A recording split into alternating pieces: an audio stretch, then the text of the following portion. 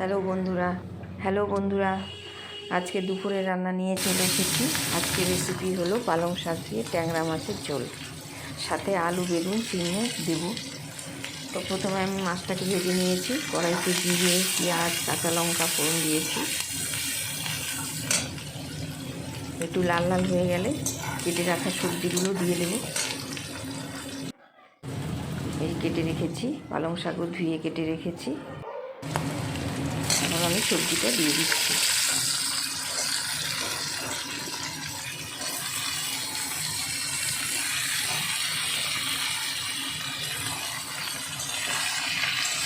এখন একটু নেড়ে চেড়ে নেব। মাছটা ভাজা হয়ে গেছে। কড়াইতে এখন আমি হলুদ লঙ্কা কাঁচা লঙ্কা তো আগেই দিয়ে দিচ্ছি, হলুদ আর লবণটা দেবো।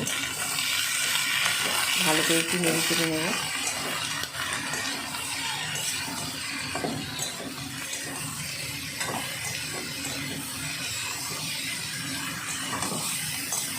একটু কষিয়ে নিয়ে তারপর আমি পালং শাকটা এর মধ্যে দিয়ে দেবো।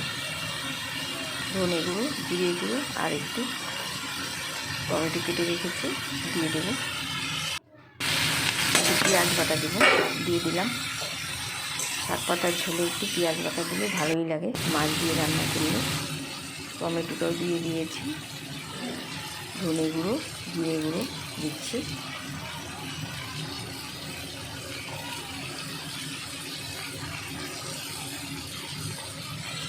এখন আর একটু কষিয়ে নেব।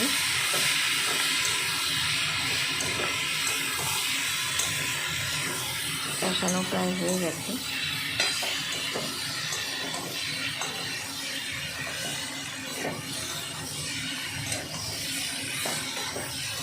এইভাবে রান্না করে তোমরা খেয়ে দেখো, খুবই ভালো লাগবে।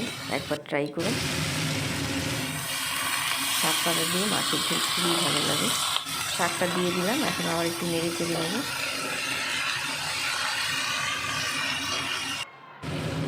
জল দিয়ে দিয়েছি। কষানো হালকা কষালেই হবে, পাতা তো। এখন আমি একটু ঢেকে দিয়েছিলাম ভালোভাবে একটু সেদ্ধ হওয়ার জন্য। ঢাকনাটা খুলে নিয়েছি। এখন মাছ আর ধনেপাতা কুচি দিয়ে দেব। মাছটা দিয়ে দিলাম, ধনেপাতাটাও দিয়ে দিলাম।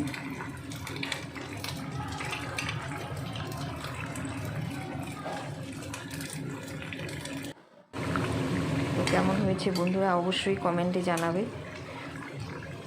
প্রায় হয়ে এসেছে, নামিয়ে নেব। ভালো লাগলে অবশ্যই লাইক কমেন্ট করবে। সবাই ভালো থেকো, সুস্থ থেকো।